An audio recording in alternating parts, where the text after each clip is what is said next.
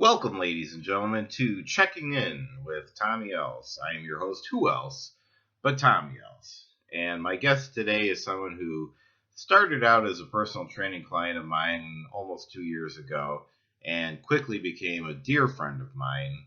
He is a portfolio manager, he's a composer, he is a musician, and specializes in a very unique instrument, the hammered dulcimer. If you don't know what that is, you should Google it, or even go so far as just to Google Charles Brown hammered dulcimer, and there will be video that'll come up where you can see him actually play it himself. It's a very interesting instrument that few people actually have mastered. So he's a very smart, very intellectual person, but also someone with a very big heart. And I wanted to get his perspective on how he's been going through this pandemic as he and his wife are held up in their home due to the stay-at-home order, how he's conducting his business, what his outlook on the future is, and so on and so forth. So I was very happy to have this conversation with him. I felt like he gave a lot of great information, and I'm happy to share it with you. So please welcome my dear friend, Mr. Charles M. Brown III, a.k.a. Charlie Brown.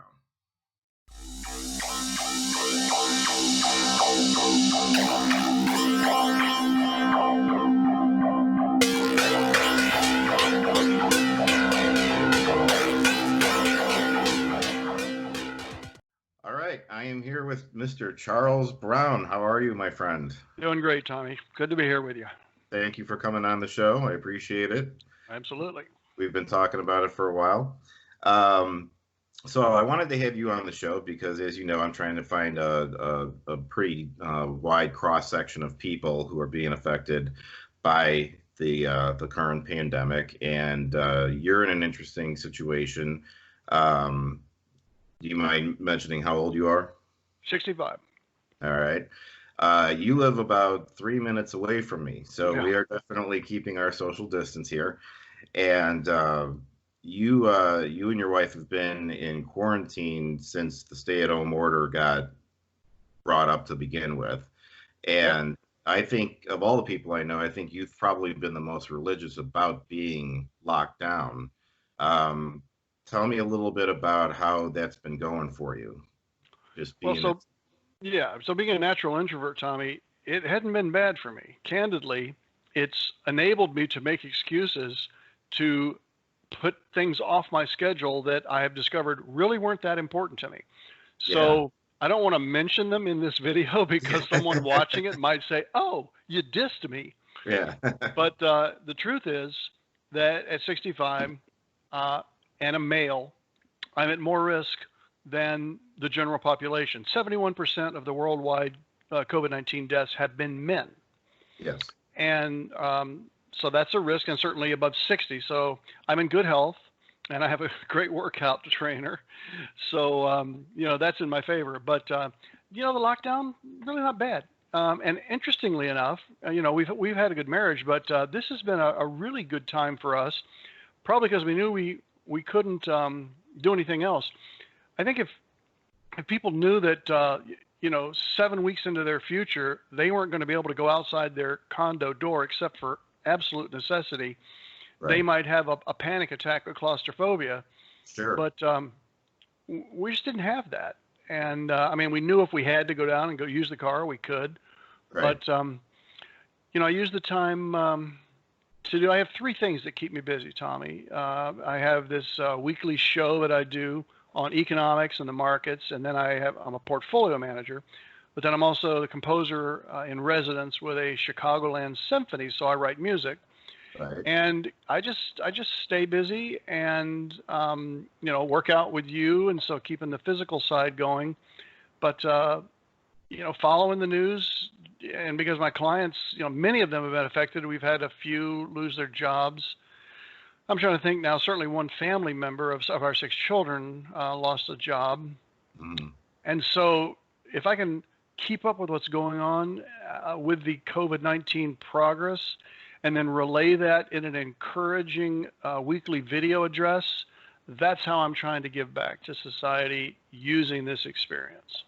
Yeah, and I do want to talk about that a little more in a little bit. And so as you've been locked down, you have been ordering most of everything, really. You're not going to the store. You're getting everything shipped to your place. And what are you, tell me about some of the precautions you're taking, because I know that like there's things that get delivered and you kind of let them sit in the hall for a while first. And Yeah, absolutely. So I have not been to a grocery store in well over 2 months. We use the delivery services, without mentioning any names, but there are several of them, and almost all of them have their problems. But yeah, if you try different ones at different times, I mean, it got to be so crazy where I would get together a shopping cart and say, order delivery, and it would say no delivery times. And I would get all discouraged and come back in an hour and it'd still say the same thing. And then I realized what you have to do is, okay, no delivery times, click. Click again, no delivery times, click. Click again. I mean, you learn how to game the system just like anything else. right. When my kids were trying to reach me, if the phone were busy, I would call it they were machine gunning me with trying to get through. Yeah, And that's what you have to do with these delivery services. So when they come in, they've got their mask on and their gloves and everything, and they set it down in the hall. No one ever comes into our place. right. And then Alice, my wife, has these sheets of, disinfectant Clorox thing, and you wipe down the boxes. You leave the boxes in the hall. You take the food in, put it in the refrigerator, and then change shoes to go out into the hall and put Yeah. the boxes down the chute. I mean, we have it made. I don't have to go out to the curb and take recycling or anything like that. But, as I said, I'm high risk. She's 62 and, more high risk than a 35-year-old woman. But Yeah. we're just doing our best. We wear the masks, wear the gloves, stay 6 feet from everybody. Those three main things are what we're sticking by. So it sounds like you're adapting to this situation fairly well, all things considered. Yeah, Again, you're fortunately a tech savvy person, so you're able to continue your business from home, which you already did to begin with. sure. And so let's talk a little bit about that. Because as you said, you're a portfolio manager and you are watching the markets on a daily basis very religiously. Hourly. Yeah. And so why don't you tell us a little about how you've seen the markets affected? I know that's kind of a lot to talk about 2 months, but just a general overview of how things have gone from the day this thing really became official to where we're at now. Sure. So, for your listeners, one of the biggest controversies is people say, well, people are losing jobs. We've got 26 million people out of work. How can the market have come up as much as it has since March 23rd? That just doesn't make any sense. Well, actually, it makes a ton of sense, and here's why. The stock market is a leading indicator. That means it's always looking into the future. The Right. economy is a lagging indicator. It always looks back because when you get an economic report, it's not the economic report for June. I'd love to know the economic report for June, but they don't have that available yet. So it's Right. always got to look backwards. But the market for hundreds of years, with tulips in Holland in the 1500s when that crashed, the market's always looking towards the future, 6, 9, as much as 18 months ahead. So the market high was February 19th. And by March 23rd, a month later, we hit the absolute, what I believe is the final low in this cycle. Just 30 days later, went from a bull market at the very top to a bear market, and then flipped radically so that literally 6 days after becoming a bear market, it turned into a bull market. The specifics on that, I can do that at another time. But Right. it has been one of the most incredible turnarounds that I've ever seen. And I think it is because, in fact, I'm certain it's because the market is going, okay, this is not a nuclear bomb. ISIS hasn't, overthrown Britain or Right. Paris. This is a one-off situation. We are going to get a grasp on this. We've looked at other pandemics, and yes, they're terrible. Yeah. But this is not going to shut down the world. And the market, I think, realized it overreacted to get us to March 23rd, and now it's just getting back to what really should be future value. That makes sense. Yeah. And how long you been in the business? So I made my first trade in 1990. I'm a classically trained musician, played Carnegie Hall at 17. I wrote music for TV commercials in Cincinnati, Ohio after I graduated from the conservatory, sold that business, came to Chicago, moved next door to a trader at the Chicago Board Options Exchange. He bugged me for 2 years to go down and see what he did. Yeah. And the first time I went down radically changed my life. So since that time, I have done a mix of music and money. Yeah. So let me ask you, where do you get your sources? What sort of media outlets are you getting your information from that you trust? Sure. So I have either 16 or 17 weekly or monthly periodicals that I read, all the way from things you've heard of, from Forbes to Wall Street Journal, to more proprietary things like Seeking Alpha, Briefing.com, Bloomberg Terminal, various places like that. And then I have people in the industry that are bloggers that I follow as well. So it's a matter of taking all those sources, putting them together in a structured format and say, well, because nobody is saying, there's not 100% of the people that are going to say buy Google, or 100% of the people that are going to say sell Microsoft. So you essentially develop your own style based on the stimuli that you are processing. And it's not a question of, I just can't get enough information. Right. The problem is filtering out. It's always, now, since the internet, now, believe me, 30 years ago, it was a problem getting enough data. But once the internet came along, essentially in 1994, it hasn't been an issue. Right. Certainly since 2000. Yeah. Yeah, it's the opposite. Now you've got all this information, and you got to siphon through what's real, what's legit, and what's not. What about as far as updates from, as far as the virus itself and things like that? I mean, what who do you trust for your information on that? Well, CDC, obviously, definitely not the World Health Organization, which is a puppet of the Chinese government. This will get political if I go on too long. Here's the reality. Here's the reality, and it's just too bad.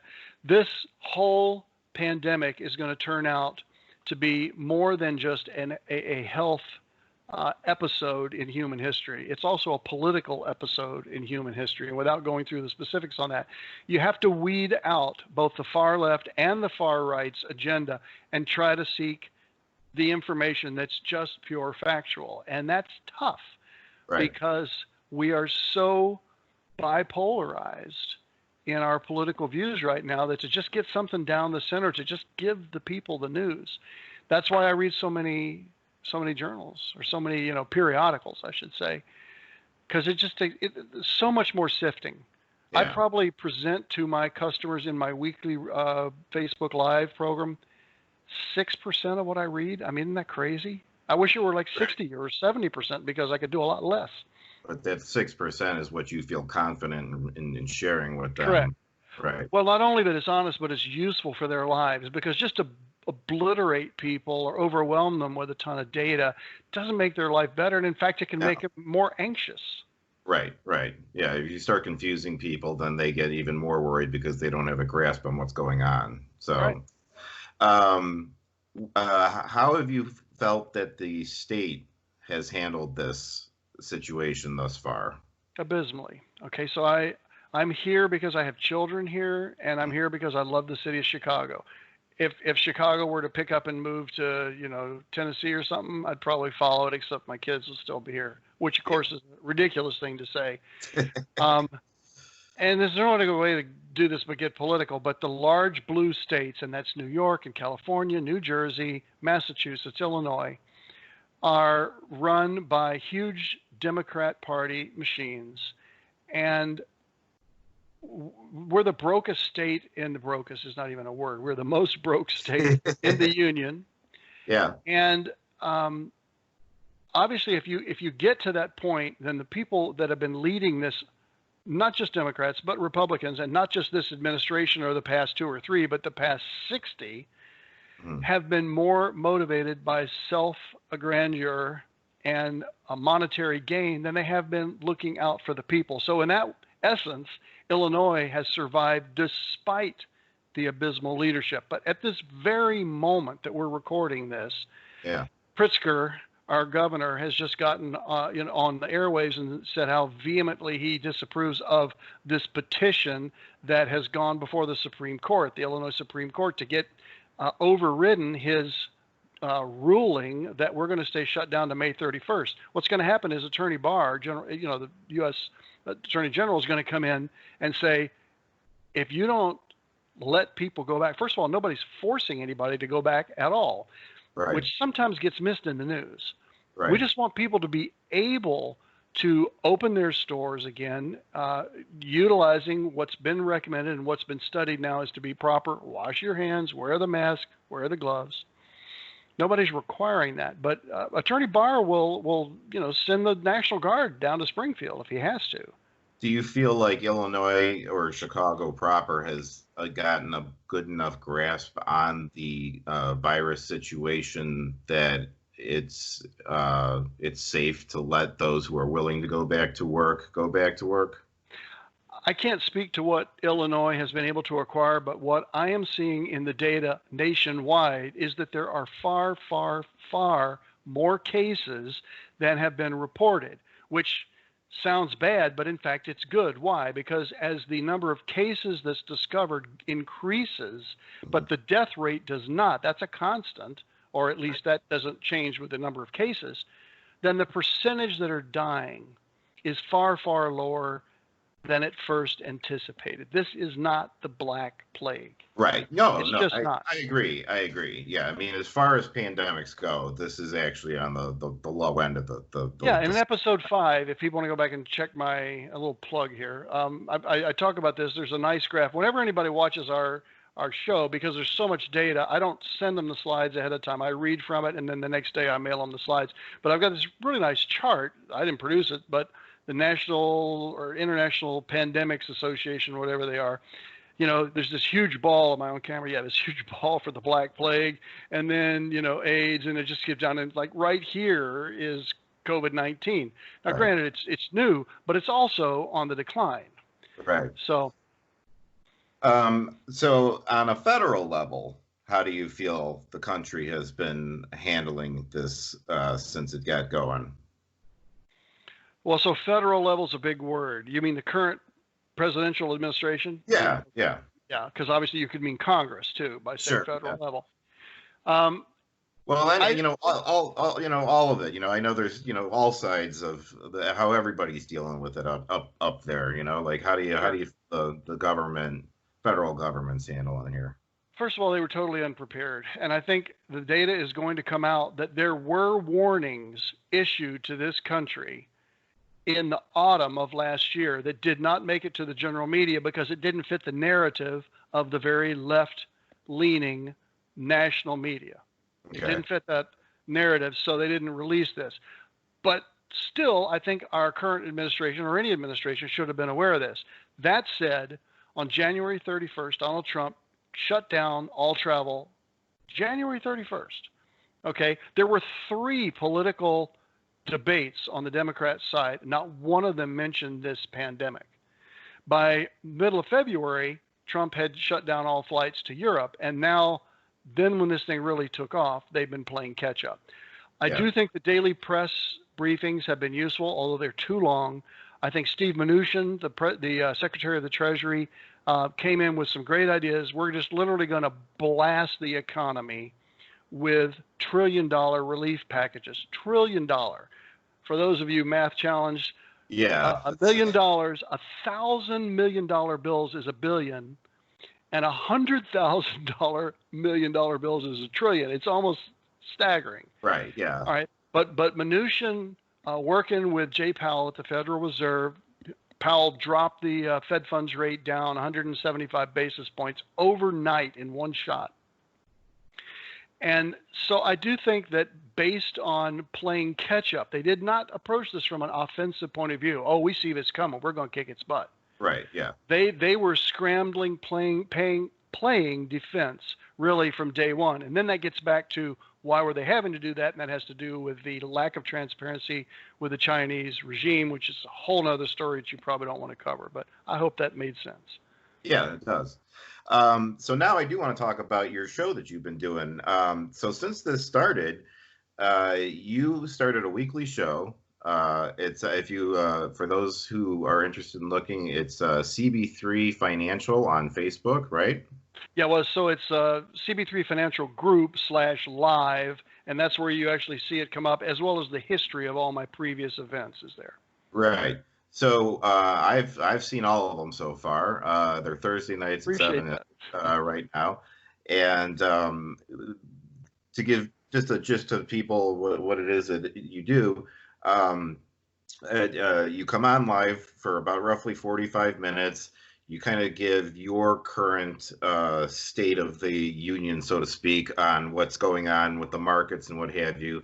You have live polls that you ask people, and your audience is comprised not just of your own clientele, but of anybody who is willing and wanting to watch and learn more about the markets and what's going on.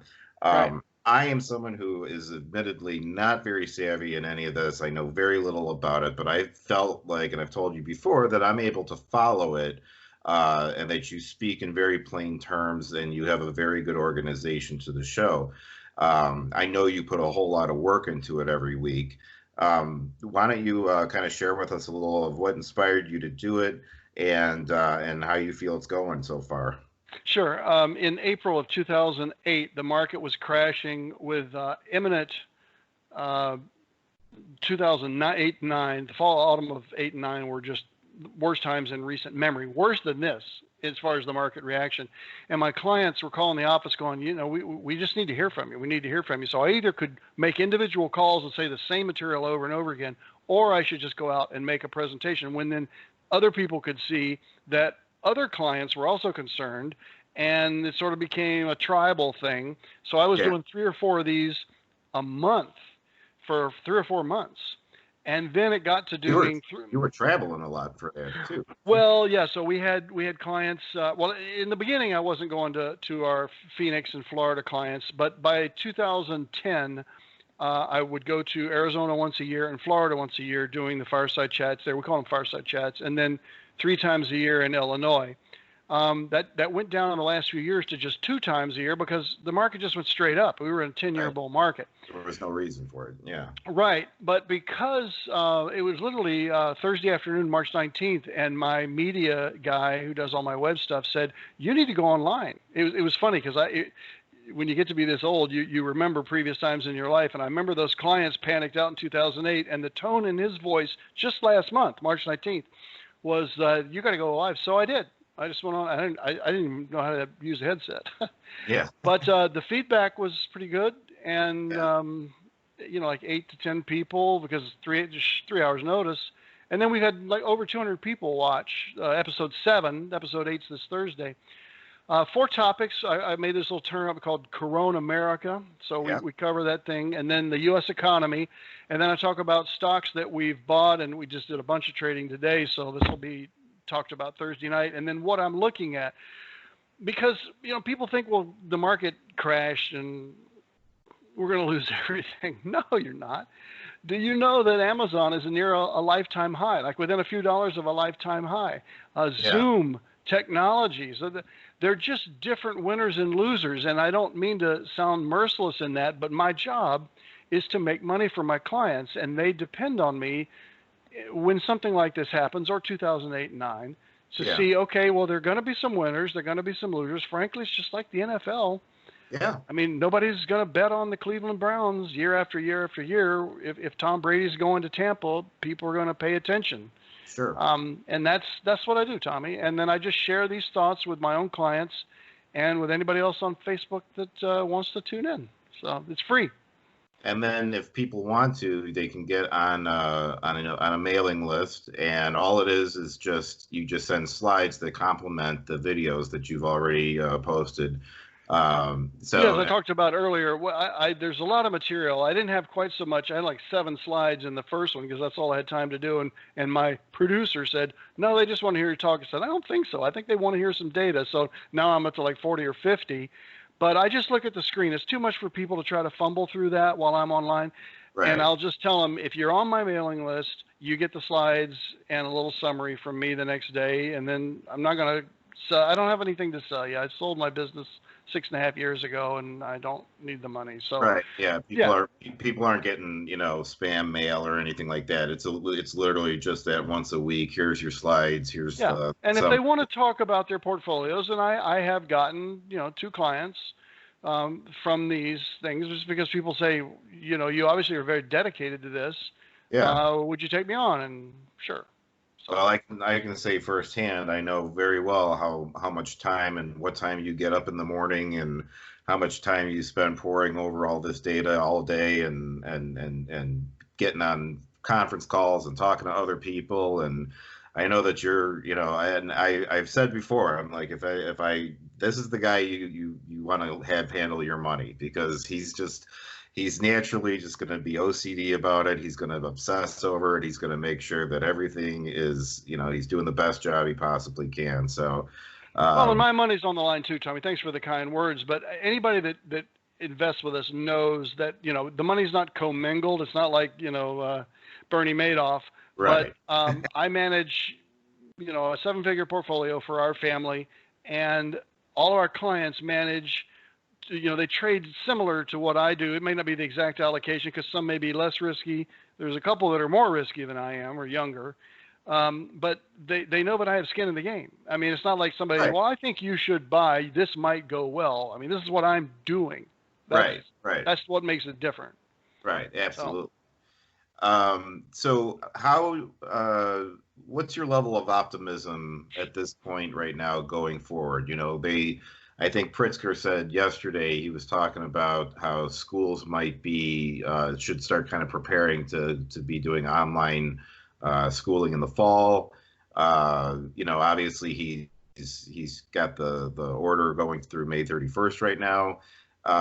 What's your general feel for where we're going forward? How long do you think this will go uh, before we start kind of getting back to what we would consider possibly normal? I'm going to follow that up with another question after this. sure. So, Well, we're starting to get back to normal next month, okay. and there's going to be more and more each month that goes along. I do not believe we'll have online classes. I just don't think. Or if Pritzker wants to do that, it's because candidly, and I don't care if he sees this video, he wants to just take this state down the toilet, hope that Biden wins, and have the Democrats bail out Illinois so they don't have to file bankruptcy. Yeah. And that's just wrong. We will be ready. There will be tests in place. You can just see them, already overseas. They, zing the head. Somebody's going into a concert or something, and they ding their phone to get the ticket. They zing their head to make sure there's no temperature. There's going to be some kind of scanner that shows up like on Star Trek and shows, if they've got micro bodies on them. I don't know. Somebody's going to invent this. If I sound upbeat, it's because I think it's exciting as an old person, much Yeah. older than you, that I'm probably going to have my lifespan extended because of this and other people my age, because we're going to be living in a healthier world. I mean, the thought that, I don't think for a minute that this thing started in some wet market in Hunan, not for a chance. But the whole idea of serving food out and doing that, and maybe the jazz festival here in Glen Ellen, with all that open food and people milling around and Right. blowing their nose and hugging each other and Yeah. on a hot summer day, maybe that's going to change a little bit, and maybe Yeah. that's not so bad. I think we're going to be living healthier, more sanitarian, Yeah. and health conscious lives, and still have a high quality of life. I just don't think we're going to be living in caves. So my bottom line on a scale of 1 to 10, I'm right at 10. I'm very optimistic about the future. I was in February, and I'm a smarter optimistic now than I was. I was a naive optimistic in February. So. Yeah. Well, that sort of answers my follow-up question. But you and I have talked about how, people have said we all use the phrase or the term, getting back to normal. But at this point, it doesn't seem like we'll ever get back to anything we considered normal. There's going to be a new normal. Well, it's just new normal. But Yeah. you can So, argue that happens every year, though. I mean, really, it happens every year in right. many ways. And what do you and I think you kind of touched on some of that just now in some of the things that they're doing, scanning people going into concerts and things like that. I mean, is there what else do you see as potential changes, moving forward that because like you said, 9/11 changed the world and it changed Sure. the way that we did things. This is going to have an impact certainly on the social settings and the way that things are run. Uh, but I mean, do you see anything else out there that's going to be potentially affected by this? So much depends, tell me, on this vaccination. I mean, I don't do anything in public. I haven't since I was 4 years old. That's 1959. Yeah, To prevent me from getting polio. right. Because they came up with a vaccination, we took the vaccination, and the medical studies, even back in Neanderthal times in the 1950s, indicated that if you have that vaccination, you have less than a 0.5% chance of getting polio. I mean, nobody gets polio. Right. So when they have a conclusive vaccination like that, it changes things. But until then, Okay. if I'm going out in public and going to be walking the streets, I'm going to have my little music noteworthy whatever thing on, Yeah. and I'm going to probably wear plastic gloves, and I'm going to stay as far away as I can. And if I am close to people and I can't, like, just a street thing out in Glendale, I'm still going to go to that, but I'm going to come home, take clothes off, put them in the washing machine, and shower and scrub down. Yeah. And I'm okay with that. Yeah. I mean, here's the thing. You go out on the Dan Ryan, and I'm sorry if you got viewers, that's a Chicago big street, folks, the Dan Ryan. I mean, there's still, it's under 1%, but it's more than 1/100% that you're going to get in an accident and maybe get killed.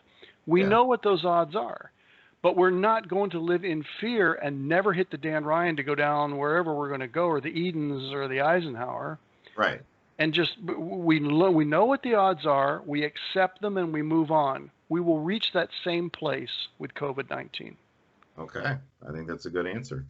Let me touch real quick with you on your home workout routine you're doing right now. Because there are a lot of people who have been finding different ways to work out and do stuff at home. And if we haven't already made it clear, you are one of my personal training clients.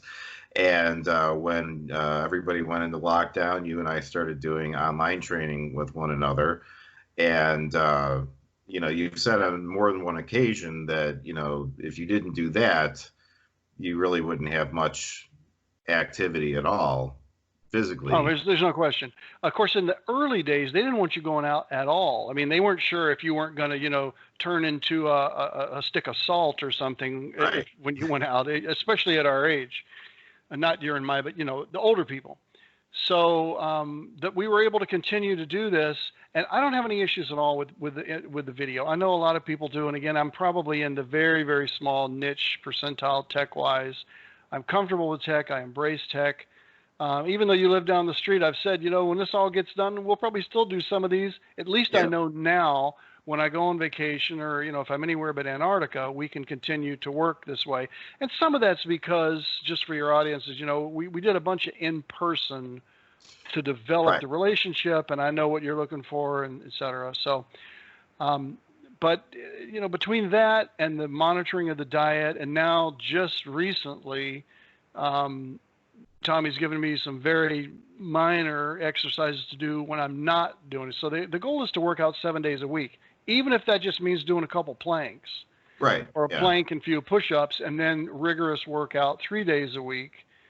I would just encourage anybody, I mean, especially with the video thing, you can do it, it obviously helps you have an iPad or, I got a big Macintosh here and you're in the room and, make it easier. You put on a set of headphones. I got to have music.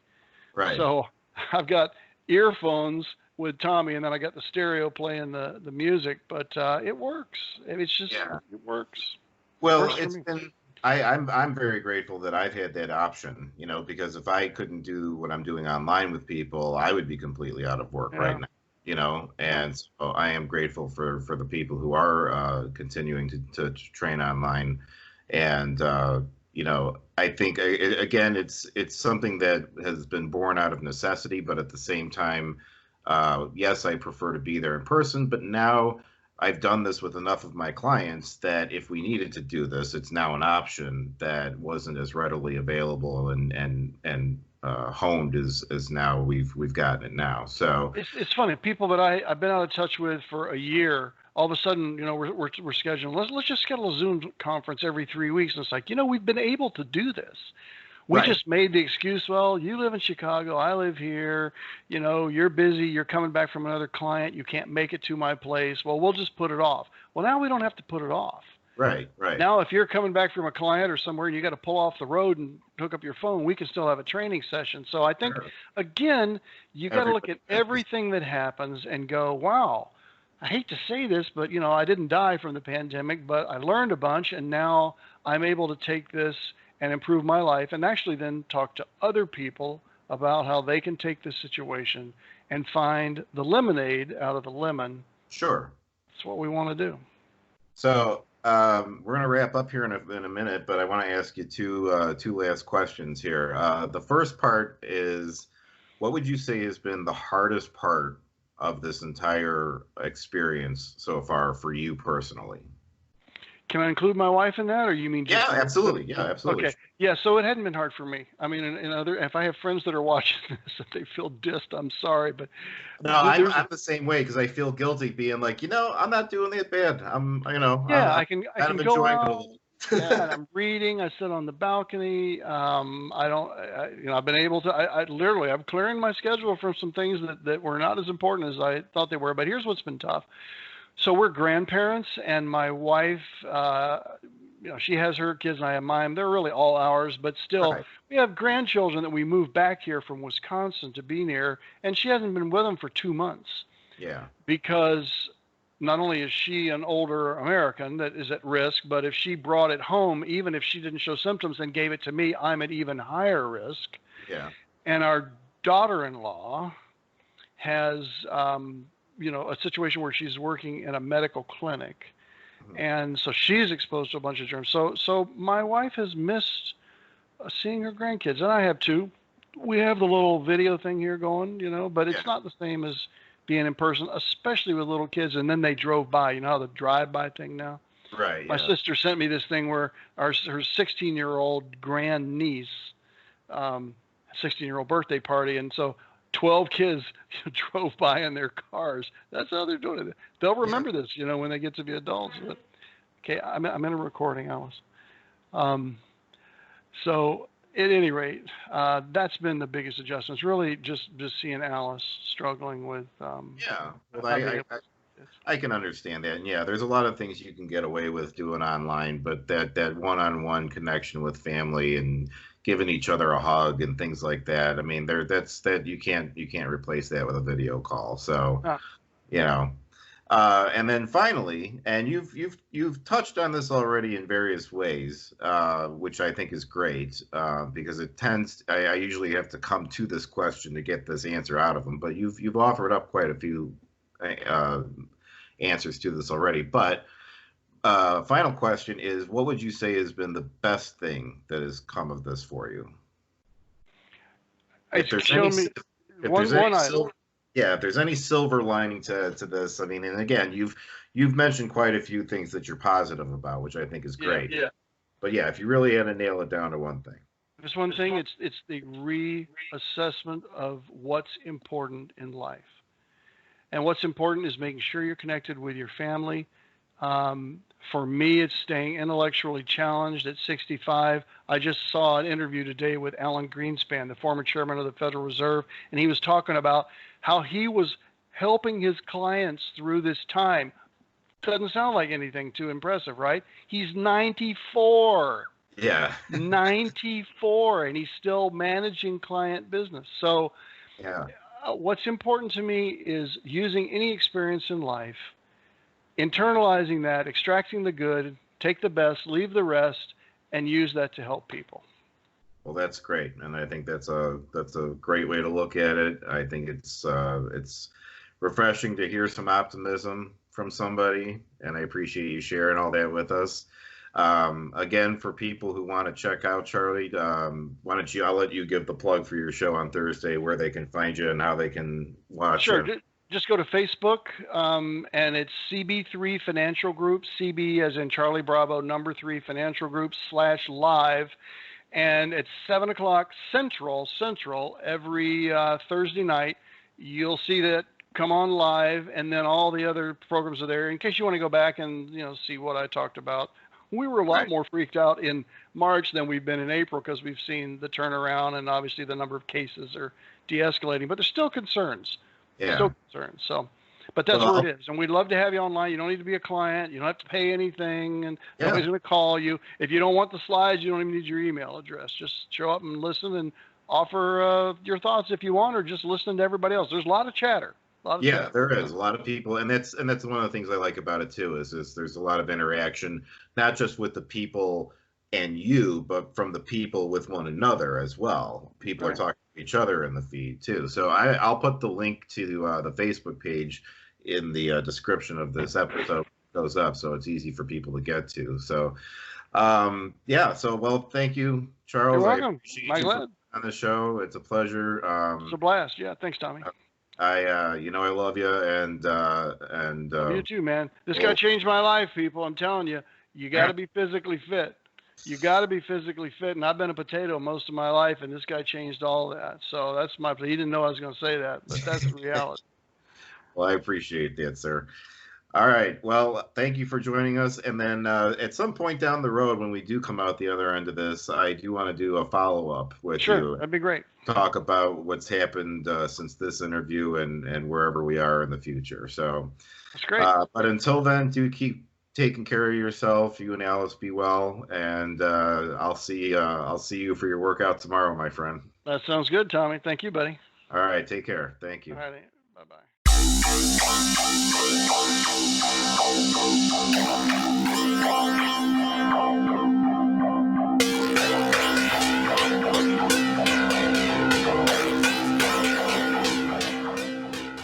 And there it is, my interview with Charles Brown III. Again, I'll put a link to his Facebook page in the comments or bio to anything that I post on this episode so that you can find him. Thursday night, 7 p.m. Central Time.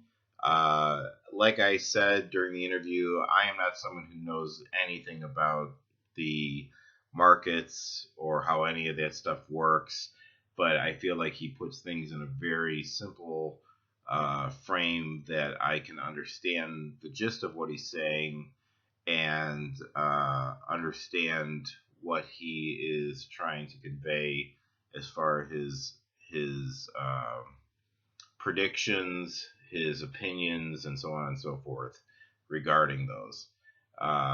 He's a great guy, and like I said during the interview, he's someone who I know if I had any money to invest in the markets is someone I would absolutely trust 100% with my money, because I know firsthand from just dealing with him on a daily basis, I know how much he is just, hour to hour watching everything meticulously, because not, as he mentioned, not only is he doing it for his clients, but he's got a dog in the fight as well, as he has his own money invested as well. So he's really on top of stuff. He's an incredibly smart individual.